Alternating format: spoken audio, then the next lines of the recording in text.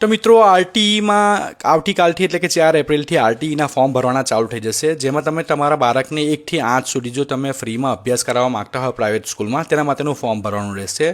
તો આ જરૂરી 5 સૂચનાઓ છે એ ધ્યાનથી તમે જોઈ લો, બાકી તમારું ફોર્મ રિજેક્ટ થવાના ચાન્સીસ વધારે રહેશે.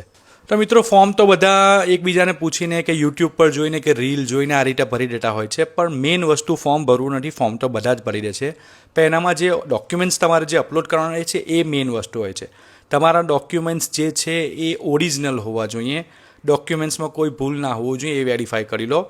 ક્રોપ કરેલા કે જૂના કે ઝેરોક્સ હોય કે ઝાંખું હોય એવું ના હોવું જોઈએ. એટલા માટે તમે ફરીથી ચેક કરી લો ને ઓરિજિનલ ડોક્યુમેન્ટ્સનું સ્કેન કરીને તૈયાર રાખો, જેથી તમારે મુશ્કેલી ના પડે, તમારું ફોર્મ રિજેક્ટ ના થાય.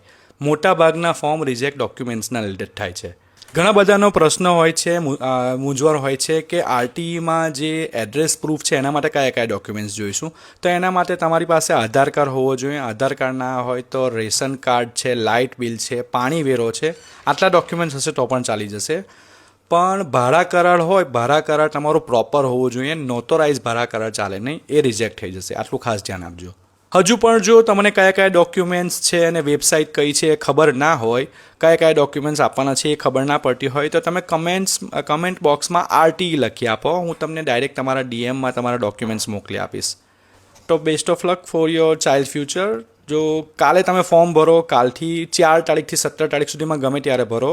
ના ખબર પડે તો મને પર્સનલ ડીએમ કરજો, બાકી જરૂરથી હેલ્પ કરીશ. વિડીયો સારું લાગ્યું હોય તો તમારા ફ્રેન્ડ્સ અને ફેમિલી સાથે શેર કરજો. મારી આઈડીને ફોલો કરી લેજો.